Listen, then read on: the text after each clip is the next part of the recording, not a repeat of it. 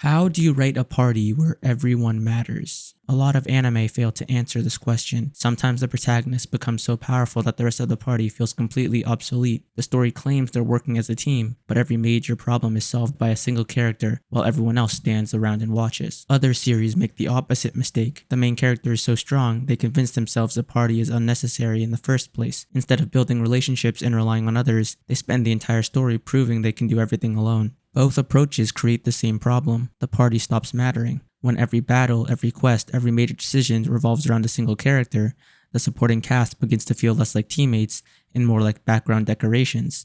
It doesn't matter how interesting their abilities are or how much screen time they receive. If the story continues the exact same without them, they aren't part of a party. They're spectators.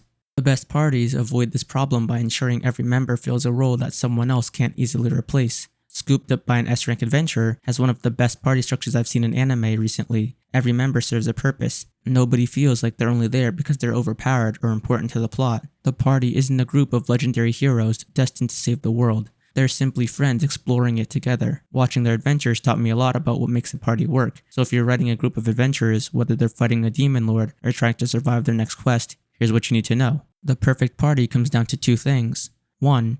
The roles within the party. And 2. The quest they're sent on. A lot of anime get one of these wrong. Some series give the main character such overwhelming power that the rest of the party becomes irrelevant. Others have a well-written group, but send them on quests that don't challenge anyone, making the party feel unnecessary. In my experience, the ideal party has 4 to 6 members and covers 5 major roles: a leader, a healer or strategist, a defender, and a ranger or damage dealer. Some roles overlap. A healer might also be a strategist. A ranger might also be a damage dealer. The important thing is that everyone has a primary responsibility. The leader keeps the group together. They don't need to be the strongest or smartest. Their job is to maintain morale, make decisions, and push the party forward when things get difficult. The healer or strategist is arguably the most important member. They understand the battlefield, support their allies, and create plans. They study monsters, learn new abilities, and coordinate the party during battle. The ranger acts as the party's eyes and ears. They scout ahead, gather information, and spot threats before anyone else. Their value comes from their awareness, not raw strength. The damage dealer exists to eliminate threats quickly and efficiently. They provide most of the party's offensive power and turn opportunities into victories. The defender protects everyone else. They stand between danger and their allies, drawing attention away from weaker members and creating space for the rest of the team to operate. Once you understand these roles, you need quests that allow each member to contribute.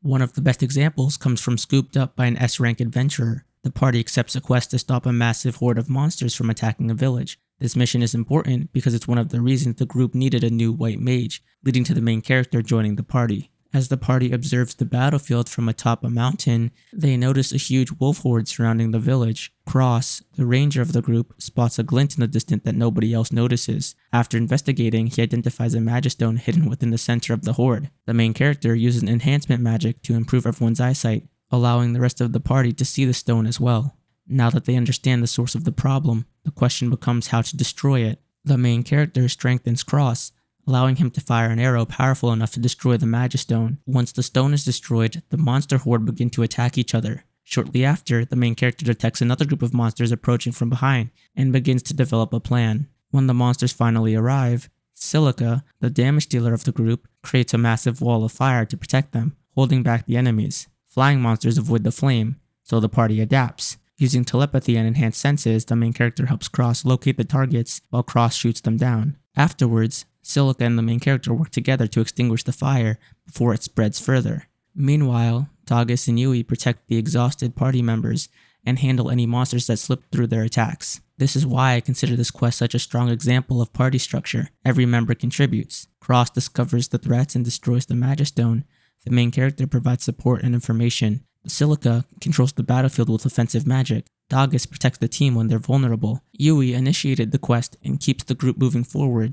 Nobody solves every problem alone. That's what makes the party work. Scooped Up by an S-rank adventurer is one of the few party-focused anime where the main character doesn't make everyone else feel unnecessary. The group only succeeds because every other member fills a role that the others can't. At the end of the day, writing a great party isn't about making every character equally strong. It's about making every character necessary. Every member needs to bring something valuable to the group. Every quest needs to give them a chance to contribute, and the story becomes stronger because of this. If you're looking for an example of how to write a party where everyone matters, this series is a great place to start.